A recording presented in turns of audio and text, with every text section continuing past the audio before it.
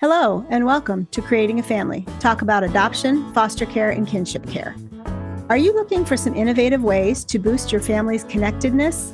At the start of the new year, many of us set goals or intentions, or dare I say, resolutions for our physical health or for our work-life balance. So why not include your family's relational health in your goal setting this year? This interview between our founding executive director, Dawn Davenport, and Elizabeth Barber is an excellent tool for thinking about how to strengthen your family's connectedness in creative ways. Elizabeth Barber is an author, adoptive parent, and an adoptee in reunion. I'm Tracy Whitney, and I'm excited to introduce you to this classic interview from our archives. Welcome, Elizabeth, to Creating a Family. Thank you so much, Dawn. I'm delighted to be here. You know, I love rituals. I love the concept of rituals. But before reading the book, when I was thinking about it, I thought, well, I don't know that as a family, we've done a lot of rituals. But then I realized after reading the book that many of the things that we were doing really were rituals. So anyway, I'm looking forward to this discussion. So let's start by the obvious, or maybe it's not the obvious. In fact, it's not obvious. Don't start at the obvious. Let's start at something at the foundational, shall we say, which is, why are rituals important for families? Yes, and such a good point. They're not so obvious. Well, especially in these days, in this world that we're living in these turbulent and uncertain times, rituals are so important for connection. They're important for grounding, they're important for presence, and they're important for belonging. What I really find with the people that I work with in my coaching practice is that our kids in particular, they're so overscheduled, they're overwhelmed, They're worried about the state of the world, they have a lot going on. And when we have rituals that bring us together as a family, it allows us to slow down, to settle in, to tell stories, to listen to one another, and it gives us a deeper sense of connection. So for kids in particular, it helps them to feel a little bit safer, feel like they can lean into their parents and their siblings a little bit more. It also helps them to have a sense of belonging. And of course, it depends on the age of the kids as well. I know I'm raising a middle schooler right now, so belonging and identity are really big issues. Yeah. It does, though, help you define the culture of your family somewhat, which is a form of belonging. Exactly. And I was thinking about this story before we got on the phone today. One of my favorite examples of this is in one of the neighborhoods that I used to live in. There was a family and they had nicknames for each other, and it came from the television show The Money Heist. I'm not sure if you ever saw that. I hadn't, or maybe I don't remember it. Either way, But go ahead. It's actually a Spanish show, and it's about a money heist. It's about a bunch of people who rob a bank, but it's actually quite funny. And they had nicknames for all of the people. So instead of calling the robbers by their given name, they all had a name of a city or a country. So for example, Amanda might be Alaska and Eric might be Edinburgh. But it was a neat way. So when the family, not only at home, but when they would go out in public, and, maybe they were trying to gather the family together. They had several kids, and they would be like, hey, Edinburgh, hey, Alaska. So it was just kind of a fun way to stay connected, but it was very much a part of the identity of their family. It was really cute. Yeah. And that's important to all age children. It's important to family structure. It's important for the unity of the family. And I think that would cover from infancy, really, or certainly toddlerhood, through adulthood. Absolutely. I agree with that. And, the other thing that I think that rituals do and why they're so important is they give us a sense of, this is what my family does. Sort of, you were saying, this is who we are and this is what we do. Like, we have grates together every night when we have dinner.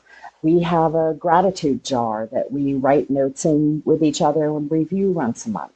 We are a family who goes hiking every Sunday night, or we are a family who makes grandma's green bean casserole every Thanksgiving, whatever. Even though no one really likes it.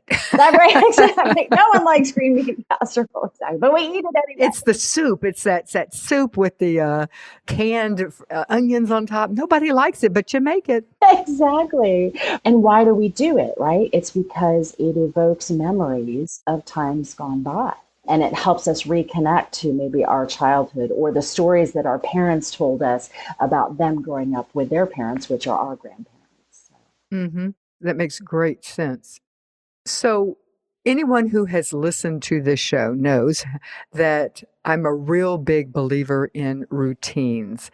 I say it often in terms of the fact that it is really important to children who've experienced trauma in their life, kids who have had a lot of disruption with foster kids, new kids coming in. Routines just simplify family life, but more importantly, for kids who need to feel some control because their world is very out of control, routines provide that. It provides predictability. They can understand what's happening, what's coming next, and that gives them a sense of control in their life where they have very little.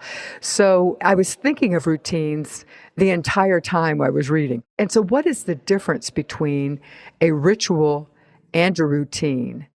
That's such a great question. And I so agree with what you said about that need for predictability and certainty and stability. And to me, the difference is that routine is something that we do on a regular basis. It becomes a habit. We don't necessarily think about it.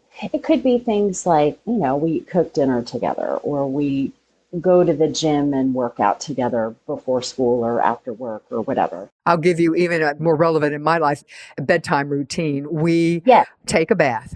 We brush our teeth. You brush your teeth first, then mom brushes your teeth afterwards. Yes. We then get into jammies. Then we read 2 books. Then we say prayers. Then whatever. And then we get in bed and we cover ourselves with 2 blankets and we have 3 loveys, that type of thing. Can you tell what my life is sometimes like? Yes. 2 blankets and 3 loveys. I love it. Mm-hmm. Yes, and that's such a great example. Like, this is the routine, this is the habit that what we do. What makes it a ritual is another layer of mindfulness and intention. So let's use maybe a birthday for an example. Instead of just having a traditional birthday where, maybe we have cake and ice cream and we give people presents, we maybe offer to the person in the family, it doesn't matter whether it's the children or the adults, but it's like, you get to plan your special day. You get to pick out the meal. You get to decide what we're going to do today. You get to pick a special activity. And then it becomes a ritual because it has a new level of meaning. It has a new level of intention, and more magic comes with that. I mean, I still remember growing up, I just was raised by my adoptive parents. It was just the 3 of us, but it was every time one of us had a birthday, we got to pick the favorite meal. And I still remember it. It was lamb chops and mashed potatoes and actually green beans, but not casserole. I approve. Was that yours or one of your parents? No, that was mine. I loved lamb chops. I don't know why. I don't know what kid likes lamb chops, but yeah. I Mine would have been ice cream, cookies, and cake. But well, we got that after dinner. But yeah. Oh no, that would have been the meal for me. But anyway. Yeah, that's great. I love it. Another example. I have one family who, what they do with their children is, whenever a child turns 13 in the family, that's when they get to choose a special trip to go on with their grandparents. And so the grandparent makes sure that each one of the children of all their grandkids gets a special quality trip with grandma and grandpa when the kid turns 13. I think that's a pretty cool ritual. Yeah, me too. You've mentioned habits. Is there a difference between, well, you've said the difference between rituals and routines is intentionality, but throwing habits in there, is there a distinction, habits and routines and rituals in your mind? A habit might be, brushing your teeth, right? Like, we all need to do that every day. Yeah. To me, habits and routine are fairly similar. Okay, got it. The distinction is really to go to ritual, which has that intentionality to it. Gotcha. Okay. I use the word routine, but I think that I probably would conflate routine and habits as well. I'd like to interrupt this conversation just for a moment to let you know that we would like to get to know you better. We are interested in where you're listening from, what platform is your favorite to catch this pod or any of your other favorite pods. What topics do you want to learn more about in relation to adoption, foster care, and kinship care? Or would you be willing to share your adoption, foster, or kinship, relative, caregiving, family story? If you would tap the link in the platform where you're listening to leave a comment about any of those questions that I just asked, we would love to hear your thoughts. We use this information to improve how we serve you, so please chime in today. All right, now let's get to the meat, the part that I am most excited about, and that is I want to talk about examples of family rituals, because we've talked about the importance of rituals, and we're talking today about building strong families. So let's get concrete. What are some family rituals that you have talked about in the book, but also seen in your coaching practice? So what are some rituals? Well, there's a lot, and I'll mention a couple and then we can decide which ones we want to dig into a little bit. There are some families who have regular family meetings, and they could be weekly, they could be monthly, it could be once a year. But that can be a really nice family ritual to bring people together and talk about, what's our vision for our family? Do we have a mission statement for our family? Do we have goals or things that we want to do? I know one family, what they do is every New Year's, they sit down with the family and they have some structured time to talk about, what do we want to do in this coming year? And they make sort of a bucket list for the family. And then throughout the year, they go ahead and they work on achieving these things, whether it's, taking a trip or doing some volunteer work or working on something in the house. And then at the end of the year, as they get ready to go to the next year, they review it, say, what did we accomplish here? And then what do we want for the next year? So family meetings are one thing. I think, and this is going to sound so obvious, but having regularly scheduled dates, whether it's dates for the adults to go out without the children, because believe it or not, and you probably do know this, but there are so many families where the parents never get time for themselves because it's hard, right? It's hard to find a babysitter. It's hard to step away. It's expensive. It can cost money. So I think a lot of times couples get really burned out. You are preaching to the choir. I am a huge believer. And it could be date morning, it could be date night, but the importance of parents, the foundation of the family, and we're assuming that we're talking about a two-parent, those parents form the foundation of the family. But I would also say that even if you're single, having a night that you recharge or having a time of day, maybe it's working out and then coming back and getting a cup of coffee on the way home. It's hard. It's hard to make particularly for singles, but as you point out, even for a two-parent family, it is difficult. It is difficult, but like everything, it's about making it a priority. It's about saying, this is important to us, this matters to us.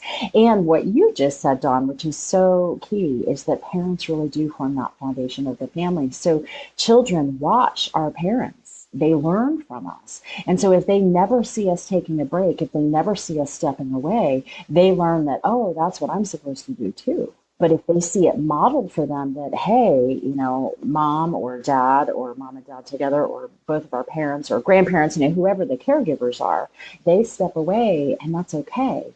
Then it teaches them it's okay if they can do that too. Yes. And I think that this comes back to what you had said, the intentionality. It's not easy. And there are I hear from people all the time, I don't want to leave my children with babysitters. I don't feel comfortable doing that. There are a lot of obstacles, but this is where taking creativity, sharing could work in the evening. I know of two couples who one has Friday night and the other has Saturday night, and they swap off, and the kids actually spend the night at the family who is on Friday night, date night for one family. The kids spend the night at the other house, and then on Saturday night, it's a reverse. Now that is a unique situation in that the families get along very well and they have similar age children who also are friends. That's great. Yeah, just different forms of, finding a place to put your kids on a Saturday morning and working out with your spouse. Just things like that. There are ways to make it happen if you believe it is important enough. And I think what you and I are both saying is it is important. Mm-hmm. Friday night date night was a ritual in our family. We jokingly said the kids knew not to get sick on Friday night. Of course, it's not true. That is not true. But it was a standing ritual that we had. And our kids came to believe in it. I mean, they were like, okay, yeah, mom and dad. And we made it special for them. They got to pick out the stuff that I wouldn't normally give them for dinner. Lunchables was the biggest thing, is I wouldn't buy it for lunch. So we'd buy Lunchables for them, and those silly little chicken pot pies that are all, all crust and no filling. The things that I wouldn't normally buy, they would have. So I am just a huge believer in the importance of, if you are a two-parent family, putting primacy to your relationship. Part of our date was that we weren't supposed to talk about the kids. Well, that lasted probably half of the first date night with the first child. That never worked for us. I do know families who are religious about that. They say, no, we are not going to talk about the kids. We're going to talk about other things in our life. That did not work for us, but I'm all in favor of it. Yeah, I just can't stress it enough. But you also mentioned kid and parent dates. So let's talk about that.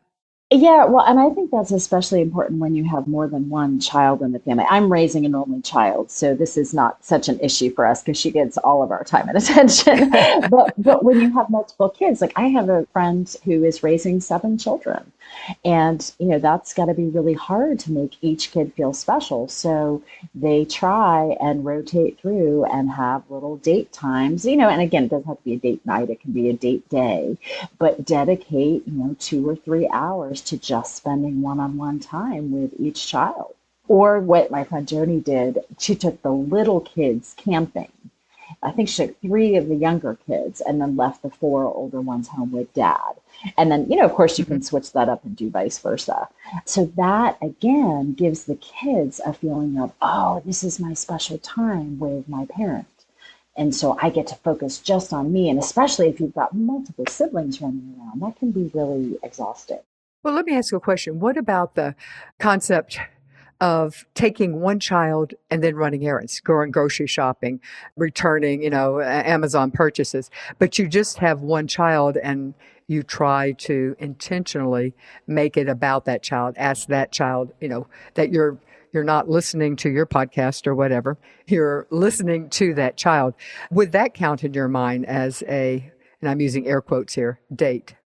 I think it could count as a date, but whether or not it would count as a ritual, to me, that would have to be elevated by saying, ooh, we're going to go get ice cream, or we're going to go take 30 minutes and walk in the park after we go to the grocery store. Mm-hmm. So I think to make it a ritual, it needs to have a little more intentionality. But sure, I think it could definitely count as just a date, like, oh, we get some one-on-one time together. Yeah. I see your point. I see the distinction. But because with busy families, go back to your example of a family, and many of our families do have multiple children.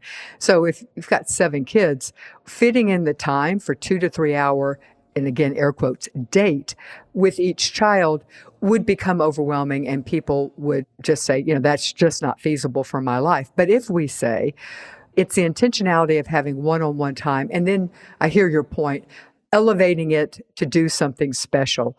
Like during the grocery shopping, you get to pick the cereal that we're going to have that week or something along those lines.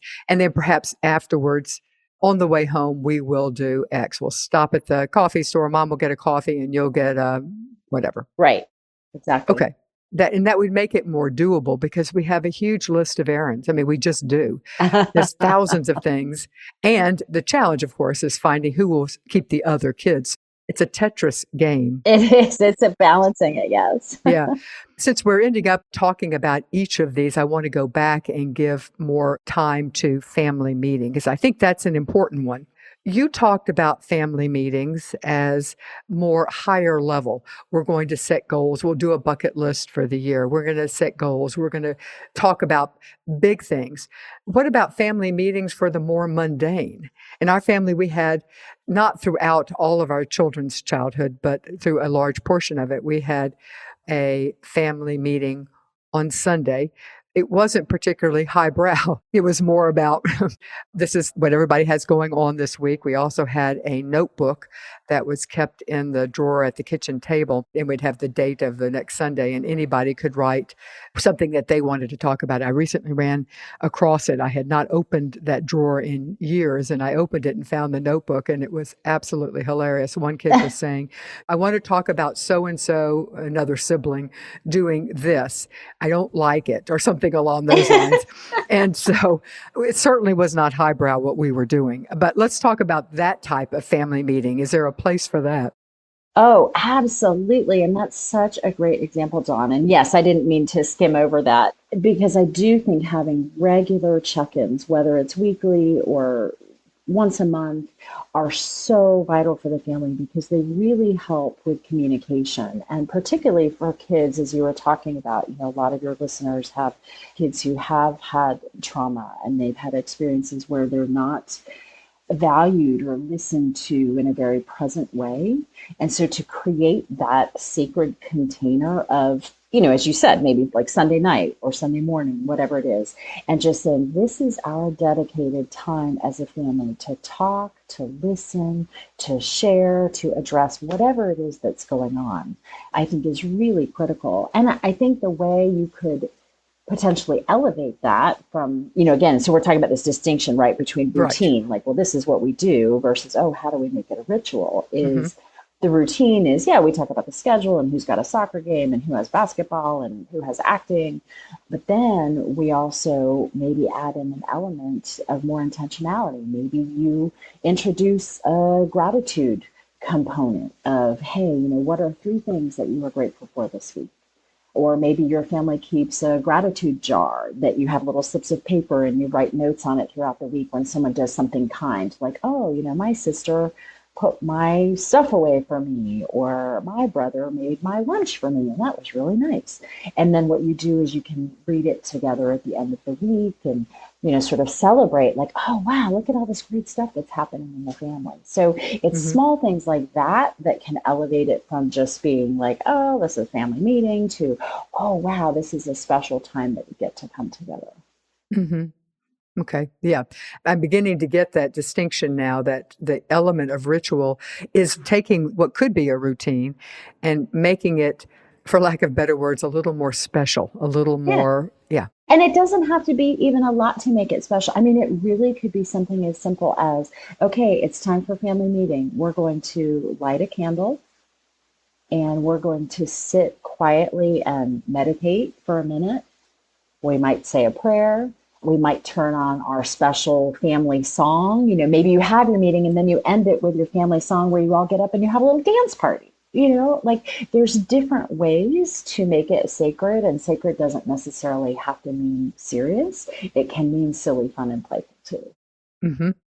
The next one that I wanted to talk about is one that is near and dear to my heart because I absolutely love it, and that is game night, or it could be game day for that matter, game morning. But nonetheless, let's talk about game night. Okay, I have to ask, Dom, what are your favorite family games to play? That's a great question. It's hard to, we play a game almost every night at dinner. And yes, I know everybody's raising, you've got to be kidding me. At dinner, yes, at dinner, we play a game. Lately, for many years now, it has been Mexican Train. It's a domino game. And we've gone through a lot of others. For me, a good game with a large family of diverse ages and skills is one that is maybe 75% luck and 25% skill. Maybe 80-20 along those. If you're trying to make it fit a lot of diversity, you need to have that. So yes, what is your favorite family game? Well, it's changed obviously over the years. When our daughter was little, I wouldn't say it was my favorite, but she loved playing Candyland. And, Oh, we'd God, be like, yeah. oh my God, if I have to play one more game of this. I just couldn't wait when I could finally get him to Chutes and Ladders, which actually, Yes. yeah, it's like, oh, please, can we just get rid of Candyland and move to Which Chutes is and really Ladders? just as bad, but it was a step up from Candyland, that's for Yeah, sure. even now I would prefer Chutes and Ladders to Candyland, but go ahead. And never So- Monopoly for me. Never Monopoly. Oh my gosh. In fact, I got to the point where I refused to play Monopoly. I just said, no, the rest of y'all play because I really don't like that game. So it's funny you mentioned Monopoly, actually. So I have a memory of my own childhood that is really stressful. And so before I share it, though, the one thing I want to preface is saying game nights are important not only because they're fun, but also because they teach kids about teamwork. They teach them about language skills, about math skills. They teach them about how to be good winners and how to be good losers. So that's where my Monopoly story comes in. So I remember I was maybe 10 years old, and my mom and dad and I were playing Monopoly, and I lost. And apparently I was very angry about it. And I picked up all of the rest of my money, which probably wasn't much if I lost, but I picked it up and I threw it across the table. It is the only time, Dawn, that I remember getting sent to my room. But, it's such a great example though, because I remember it because Yeah. it so clearly was an experience of my parents saying, that is not an acceptable way to lose. When you lose graciously, you congratulate the other players and you say, well, you did a better job than me. Maybe I'll do better next time. And so it was really, I remember where it was. I remember the sunroom where it was. It was this time, and like the money went everywhere. And my mom was like, go to your room. I was like, what? Yeah. It sticks in your mind. Yes. It does. But it's that idea that these game nights, not only do they provide us with the connection and the belonging and the play and the laughter and all of that, but it really does teach skills for kids too. Mm-hmm. Skills that they would get outside of the classroom. Mm-hmm. And you may have to be, in fact, not may, you will, particularly as the adults, have to be flexible. The Candyland example is a good one. My refusal to play Monopoly is not. Yeah. Everybody needs to look forward to it. So finding the right game or games, and we have struggled with some of ours not wanting to shift to a new game and some of the others getting tired.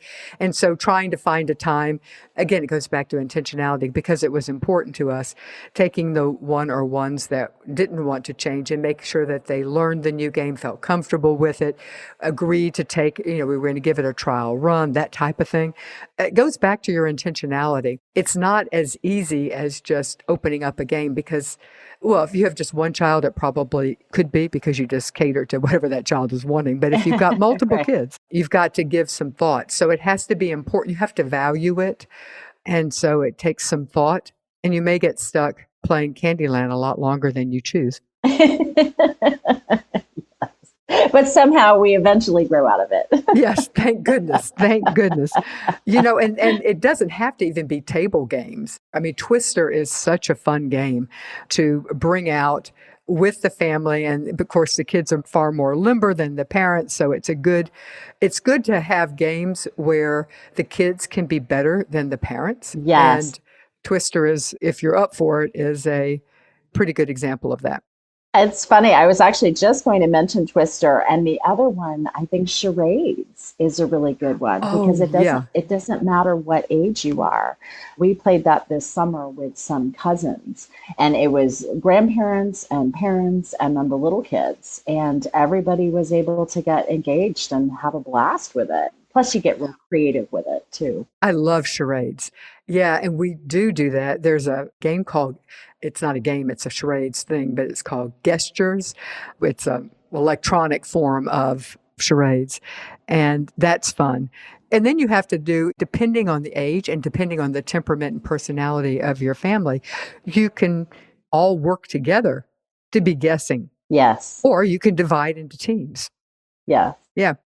Let's talk now about some of the gratitude rituals. So one thing I learned many, many years ago, I had gone to visit some friends of mine at their home, and it was just the three of us. So it was a husband and wife and their 5 cats and me. And they invited me to dinner. And when we sat down to eat, they said, Elizabeth, we want to teach you about something that we do. Instead of saying a traditional grace or, clinking our glasses and saying cheers, they said what we do is we sit and take a few moments and we share what we're grateful for throughout the day.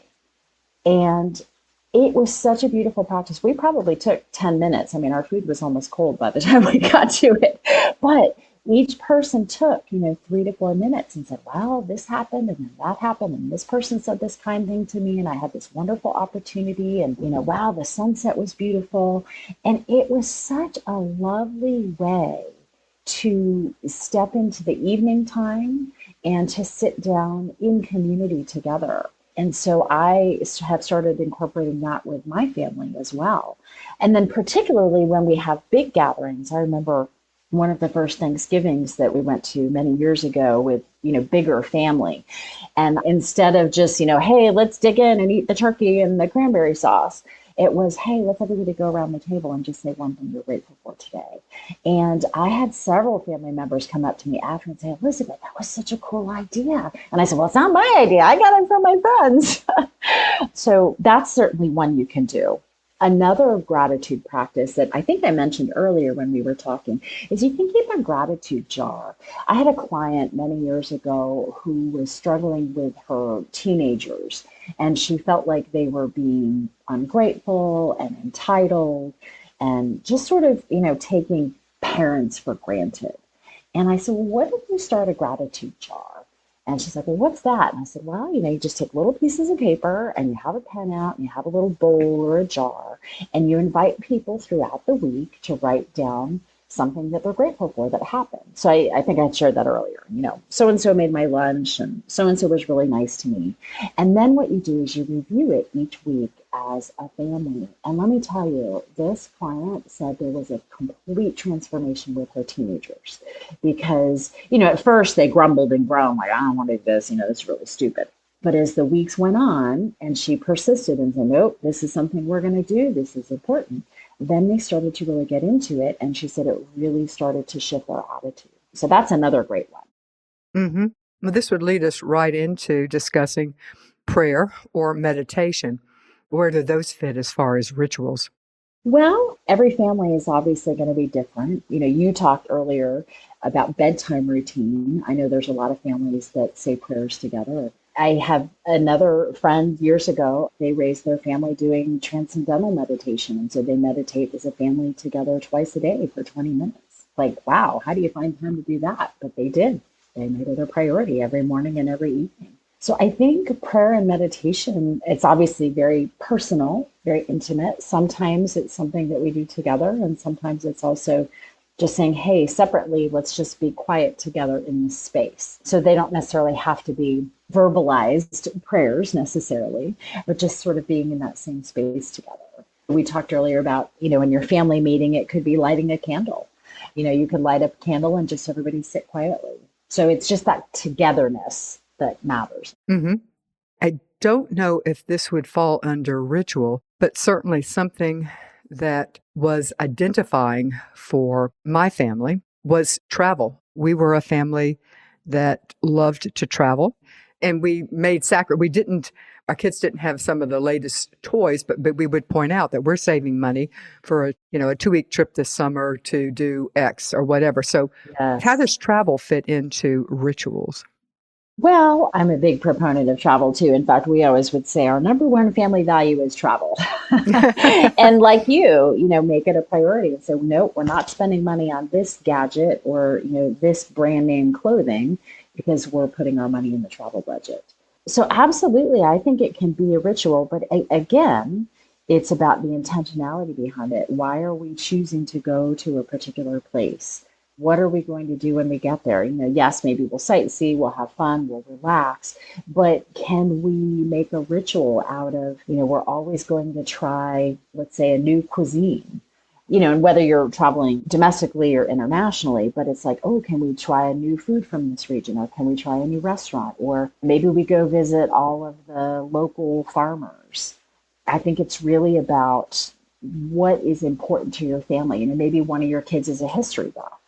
And so you say, okay, we're going to make a point of it that whenever we go on a trip, we're going to go find the historical site and we're going to let this child pick which historical site are we going to go visit. Or maybe you have another one who's interested in science and you say, okay, we're going to go find the coolest children's science museum and we're going to make a point to go do that. So again, I think it's about intentionality and letting everybody have a voice, not just having the parents or Hmm. the grandparents plan the trip and say, this is what we're going to do, but ask each member of the family, what do you want? What's important to you? Yeah. So, what are some other family rituals that you highlight in the book? Well, some other ones, I think one thing we haven't touched on yet is the idea of having a home or a family altar, particularly if you have had loved ones who have passed on, whether it's a grandparent or maybe it could be a parent or it could be a sibling. I think that having a special dedicated altar to honor our ancestors can be a really lovely way to talk about where we come from, people that we have known and loved. It could be for pets, if you have a dog or a kitty cat who has passed away, that could be a nice way to honor them. But I also think a family altar can just be a place to have everybody have sort of a central place where they can stop and pause throughout the day, maybe say a little prayer, maybe just kind of get resourced. When we get so busy and we're running everywhere and we're stuck on our phones and the kids are watching TV, it's like, oh, let me just go kind of stand in front of the altar or sit in front of the altar for 2 or 3 minutes and just get myself grounded. So it could be a place where when you go on a hike together on the weekend, you pick up, a favorite rock and you go, oh, I love this rock because of how it feels or it's so pretty. And you place it on the altar. For little kids, it can be gathering leaves or acorns in the fall. If you go to the beach, you could pick up some shells. So, tying it into travel that we were just talking about, right? Like your Hmm. altar could have a theme. So maybe in one family, it's all about travel.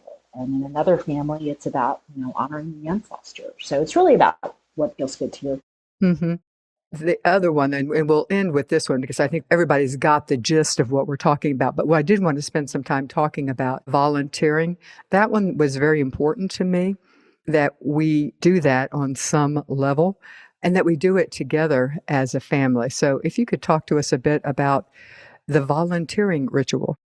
Absolutely. Yes. I think, as we all know, that when we take our kids to volunteer, it helps them to appreciate the world that they inhabit. And it helps them to understand that there are other people who are in need of help and support. So, whether it is volunteering at a homeless shelter or serving soup at a soup kitchen, or maybe it's volunteering at the local animal shelter because, the puppies and doggies that are there don't have any love and they need some extra attention. But I think volunteering really helps our kids to connect with the world around us and to our community. And what it does too is it helps them to realize, wow, things are actually pretty good at home. Because, a lot of times, Hmm. oh, I don't have this or I don't have that, or my friends all have this or they have that, or they do this and they do that. And then it allows them to get some perspective and say, wow, actually our family's pretty great. And we really love and care for each other and we're connected. So yeah, I think the volunteering piece is huge. What kinds of things did you do with your kids volunteer wise? When they were younger, one that we did that I'm assuming would still be allowed, I don't know, was we went to a local nursing home and asked if there was someone who, and I was specific, they needed to be someone who was still cognitively able to carry on conversations and things. And we stopped by after school on Thursdays. And this was with my two younger children because the older ones were busy with after school activities. But we would stop by and visit Miss Mamie. We didn't do it every week. It started off every week and then it got to be every other week. I think our children still remember this, and I think it was important. So, yeah, that's an example of one. What's an example of volunteering that you have done with your family? Well, I know last year, so we just moved to a new city, and last year, one of the local churches sponsored a holiday caroling bus tour. And so Oh, they got a fun. bunch of the members of the church, and we actually weren't a member, but we were invited to go join them. And we went around and visited a lot of the nursing homes. and independent living. And my daughter just loved that because, to see these older folks and, they would just get the biggest smiles on their faces as all these kids came in and started singing to them. And it was really fun. So we're going to plan to do that again this year. As you can tell, audience, there are so many opportunities, and you need to fit it to where your kids' interest too. Yes. That's part of it. One more short interruption, if I may. I want to remind you about the library of 15 free courses, thanks to our very generous partnership with the Jockey Being Family Foundation. These courses are designed to strengthen your family, build connectedness, and give you some tools for your parenting toolbox. You can check it out at bit.ly/JBF support. That's bit.ly/JBF support. Now let's go back to the show and finish up. All right, let's end on talking about rituals that are directly connected to adoption, and we can throw in fostering as well. I know a lot of people want to celebrate, this is for adoption, the day their child joined their family. And that's one that takes some, as a parent, one has to be very aware, is this a day that your child wants to celebrate? Because let's be honest, there's loss associated with that. Even in infant adoption, there is the loss of birth family. And whereas a 4-year-old doesn't get that, an 8, 9, 10, 11, 12-year-old, 16-year-old, this might not be a day of celebration, but there's still ways that one could ritualize it. And the ritual can include both the gain as well as the loss. What are your thoughts on that type of ritual? I absolutely love what you're saying there about this, Dawn, because I think that when we talk about ritual, it doesn't always have to be about sort of celebration and joy and delight and happiness. Rituals are also about honoring. They're about honoring, they're about witnessing, they're about recognizing pain, loss, grief, suffering, trauma, all of that. And with many things in life, it's a both and, right? Like we can be happy that we're a part of this new family, and we can honor and acknowledge the fact that, wow, I am separated from my family of biology.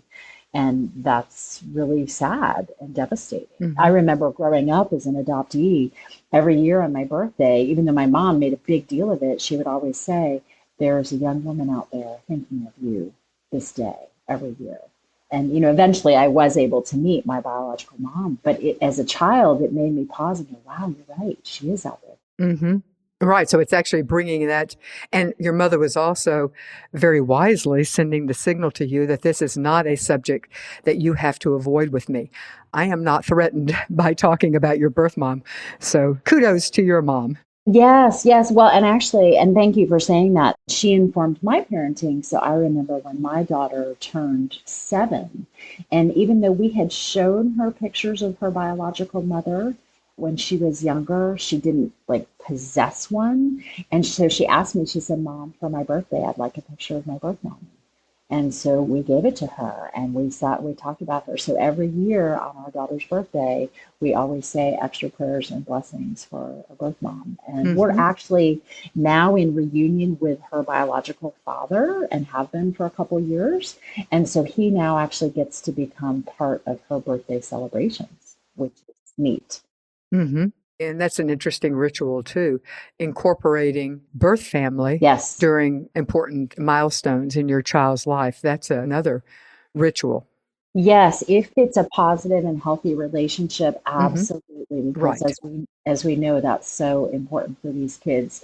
And whether it's actually being in relationship with them in real life or just simply talking about them, or maybe if there's a connection but they're not in person, maybe it's exchanging letters or gifts or having a phone call, but certainly any way to incorporate them. The way I look at it is, the more people to love my child, the better.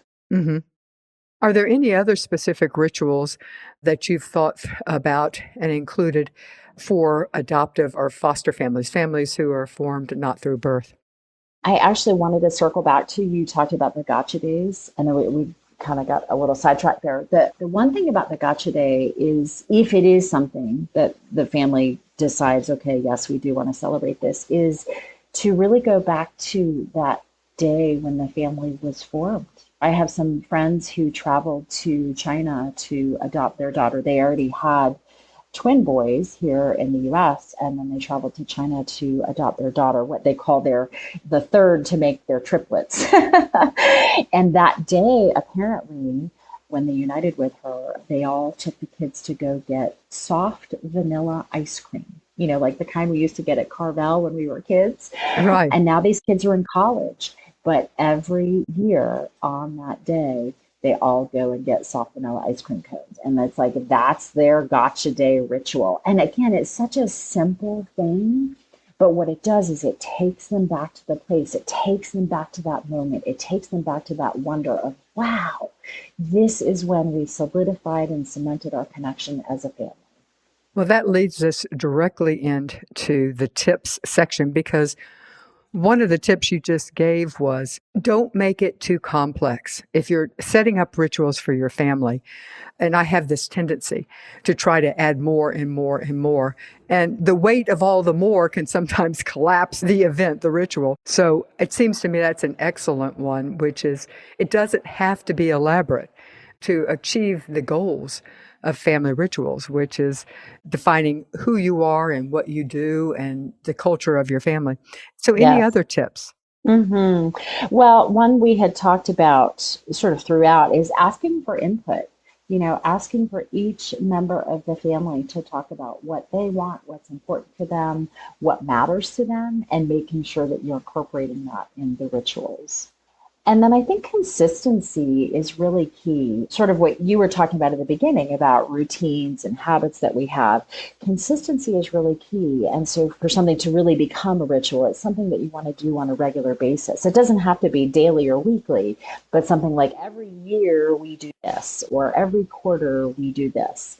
Or, as I talked about, like every time someone turns a certain age in the family, then they get this special thing. So I think that consistency is really key. I would agree. If it's going to become a ritual, it has to be consistent. That sounds great.